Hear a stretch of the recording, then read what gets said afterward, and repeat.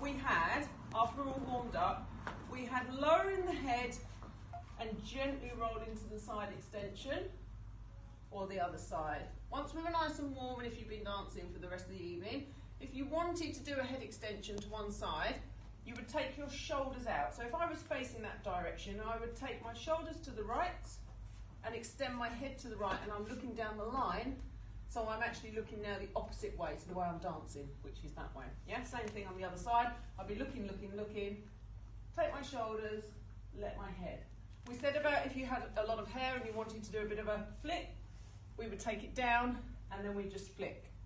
Very, very gently, okay? Like I said, it's not one of my preferred moves. Shoulders.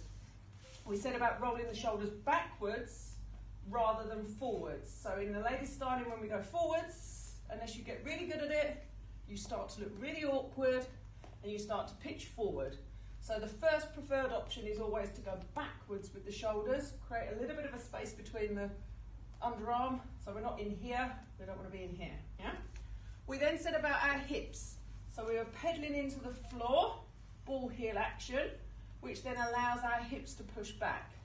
What we then started to do was come forwards in the middle and create a figure of 8. So we were creating a nice figure of 8. Again, a little bit of room, allow my rib cage to move. That was our hips. We then said about our rib cage. So the rib cage, I had the option to go forwards, where I'm pushing the rib cage out.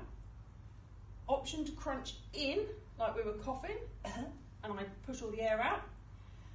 Breathe in, breathe out, breathe in, breathe out.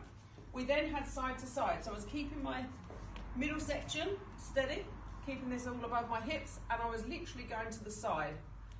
If I was imagining tug of war, I'd be doing this. So someone's literally pulling me from side to side. What I don't want to do is a seesaw and have that happening.